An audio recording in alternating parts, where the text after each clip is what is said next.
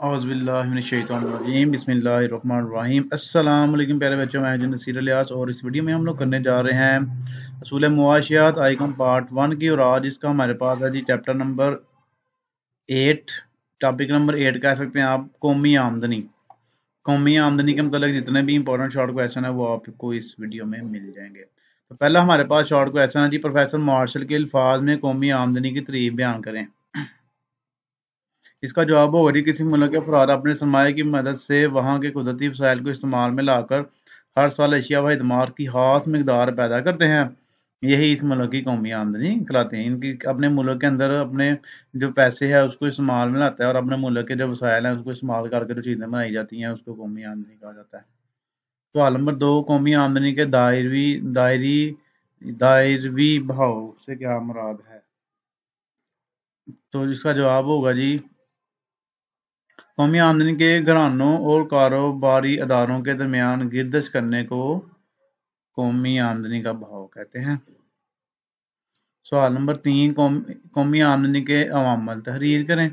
इसका जवाब होगा जी, कुदरती ज़राए, इंसानी ज़राए, इसके एक हो गया कुदरती ज़राए, फिर हो गया इंसानी ज़राए। ये कुदरती यानी कि कौमी आमदनी कहाँ कहाँ से हासिल होती है हमें। फिर एशियाई सरमाया, टेक्नोलॉजी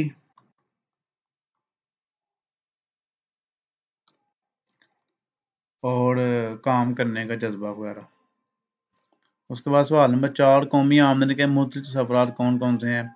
इसका जवाब होगा जी, कौमी आमदनी के तसव्वुरात दर्ज झैल हैं। हाम कौमी पैदावार, हालस कौमी पैदावार, कौमी आमदनी, शासी आमदनी, काबिल तसर्रुफ शासी आमदनी और फीकस आमदनी।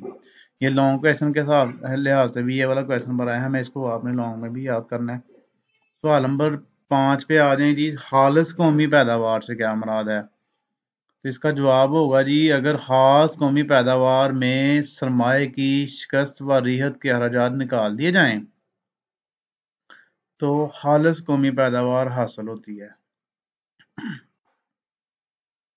अब ये शिकस्त व रिहत क्या है? शिकस्त व रिहत कहते हैं डेप्रिसिएशन को, डेप्रिसिएशन कहते हैं फरसूदगी अलाउंस को। जो यानी कि हम कोई भी मशीन इस्तेमाल करते हैं उसकी जो वैल्यू कम हो जाती है ना इस्तेमाल करने के बाद, वो उसको शिकस्त व रिहत कहते हैं। तो वो निकाल लिए जाए ना तो पीछे हमारे पास हालस कौमी पैदावार बचती है जी। आगे सवाल नंबर 6, एशिया सरमाया से क्या मुराद है? इसका जवाब होगा, एशिया सरमाया से मुराद वो एशिया जो फैक्ट्रियों कारखानों में तैयार की जाने वाली मसनूआत की तैयारी में इस्तेमाल की जाएं, जैसे मशीनें जो है ना, इसको सही कर लेते हैं।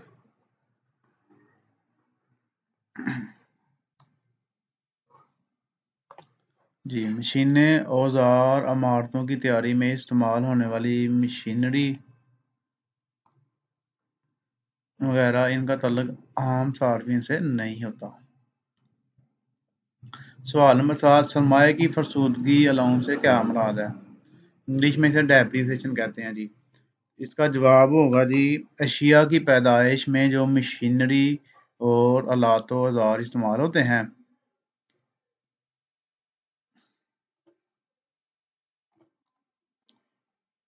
ये अक्सर औकात खराब होते रहते हैं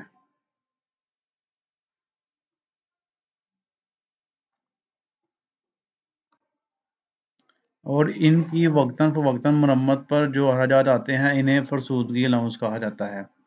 इनके net national income is equal gross national product minus depreciation allowance. इनके net national product is equal होगा ग्रॉस नेशनल प्रोडक्ट माइनस फरसूदगी डेप्रिसिएशन अलाउंस। सवाल नंबर 8, हाम मुल्की पैदावार या कौमी मुल्की पैदावार से क्या मुराद है? तो इसका जवाब देखें जी, किसी मुल्क में एक साल के दौरान जितनी भी एशियाई खदमात इस्तेमाल की जाती हैं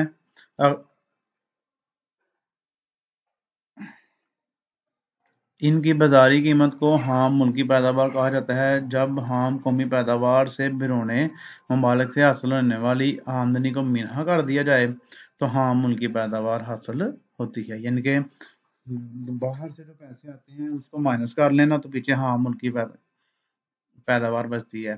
देखें हाम मुल्की पैदावार बराबर है हाम कौमी पैदावार माइनस बैरूनी ज़राए से हासिल शुदा आमदनी। सवाल नंबर 9 जी एआना क्या होता है? इसका जवाब होगा जी बाद औक़ात ज़रूरियात ज़िंदगी की अशिया हुकूमत अवाम को सस्ते दामों फरोख्त करने के लिए शय को फरोख्तकारों से महंगे दामों खरीदकर यूटिलिटी स्टोरों के ज़रिए मुहैया करती है, जिनकी कीमत का कुछ हिस्सा हुकूमत अदा करती है। इस जायद रकम को एआना कहते हैं। इनके आप अक्सर सुना होगा सब्सिडी हुकूमत दे रही है। हुकूमत क्या करती है, बाजार से वो चीज़ खरीदती है महंगी, तो उसमें से कीमत का कुछ हिस्सा वो खुद अदा कर देती है। जिनके 100 रुपये किलो चीनी है तो 10 रुपये हुकूमत अदा कर देती है, 90 रुपये अवाम के लिए छोड़ देती है, तो इसको सब्सिडी कहते हैं। इंतकाली अदायगियों से क्या मुराद है? इसका जवाब होगा हमारे पास इंतकाली अदायगियाँ वो रकूम होती हैं जो किसी शख्स को बगैर मेहनत के हासिल होती हैं, मसलन बेरोजगारी अलाउंस, पेंशन या तहाइफ वगैरह। इनके बगैर मेहनत के जो पैसे हासिल होते हैं इनको इंतकाली अदायगियाँ कहते हैं। सवाल नंबर 11 शख्सी आमदनी की वजाहत करें। इसका जवाब होगा जी इनफरादी तौर पर हर शख्स एक साल के दौरान जो कमाता है वो शख्सी आमदनी कहलाती है। मसलन एक डॉक्टर साल में 5 लाख रुपए कमाता है, ये शख्सी आमदनी होगी। सवाल नंबर 12 काबिल तसर्रुफ शख्सी आमदनी से क्या मुराद है? तो इसका जवाब होगा बराह रास्त टैक्सों की अदायगी के बाद किसी शख्स के पास जो रकम बाकी बचती है जिसे वो अपनी मर्जी के मुताबिक इस्तेमाल करता है, काबिल तसर्रुफ शख्सी आमदनी कहलाती है। यानी कि आम जो शख्स है वो टैक्स वगैरह देने के बाद जो पैसे बच जाते हैं जिसे वो अपनी मर्जी के मुताबिक जहां मर्जी खर्च करे, वो काबिल तसर्रुफ शख्सी आमदनी कहलाती है।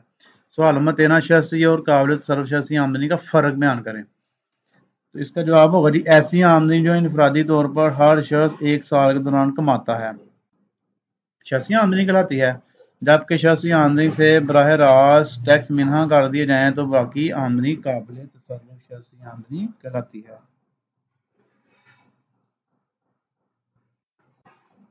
सवाल नंबर 14 पे आ जाए कौमी आमदनी के पैमाइश के तरीके बयान करें। इसका जी जवाब होगा कौमी आमदनी की पैमाइश के तरीके 3 तरीके हैं, पैदावार का तरीका, आमदनी का तरीका, खर्च का तरीका। सवाल नंबर 15 कौमी आमदनी की पैमाइश में 4 मुश्किलात बयान करें। इसका जवाब होगा जी दुरुस्त अदादो शुमार की कमी, तरबियत याफ्ता हमला लिखा हुआ है अमला, ये अमला की कमी, दोहरी गिनती, अदम तामन। सवाल नंबर 16 पे आ रही जी दोहरी गिनती से बचाव कैसे मुमकिन है। इसका जवाब होगा जी एशिया की तैयारी के मराहल से गुजरते कई शक्लें अख्तियार करती हैं। किसी भी शय की मालियत कई बार गिनती में शुमार होने का खदशा रहता है। इससे बचाव के लिए यही तदबीर अख्तियार की जानी चाहिए कि शय की आखिरी शक्ल की बाजारी कीमत को ही शुमार किया जाए। सवाल नंबर 17 दफीना से क्या मुराद है? तो इसका जवाब होगा हमारे पास तरक्की पजीर ममालिक में लोग अपनी कीमती पार्चा जात सोने चांदी के जेवरात वगैरह को जमीन में दफन कर देते हैं, ऐसी अशिया दफीने कहलाती है।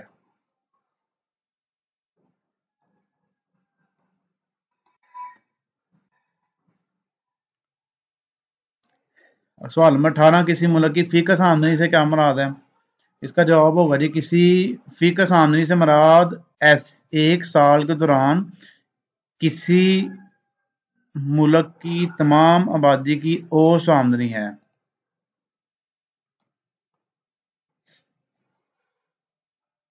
दूसरे लफ्जों में ये किसी मुल्क के हर फर्द की औसत आमदनी है। इनके आप कह लें कि पूरे मुल्क की आबादी जो है ना जितनी भी है उसमें एक बंदा जितने पैसे कमा रहा है ना उसको औसत आमदनी कहते हैं। ठीक है जी, इसका फार्मूला ये होता है कि मुल्क में جتنی کل قومی آمدنی ہے نا اس کو آبادی پہ ڈیوائڈ کر دیا جاتا ہے، کل آبادی پہ۔ تو ایک بندے کے سے جتنے پیسے آتے ہیں، چاہے وہ پیسے کما رہا ہے نہیں کما رہا، تو وہ فی کس آمدنی کہلاتی ہے ملک کے لیے۔ جی یہ چیپٹر نمبر ہمارے پاس اس کا کمپلیٹ ہو گیا۔ اب نیکسٹ انشاءاللہ اگلے ویڈیو میں آپ کو چیپٹر نمبر 9 ملے گا۔ چیپٹر نمبر 8 تک ہم نے کر لیا، تو اپنی آپ نے دعاؤں میں یاد رکھنا ہے، اور چینل کو ضرور سبسکرائب کرنا، ویڈیو کو لائک کرنا، شیئر کرنا۔ اوکے جی، اللہ حافظ۔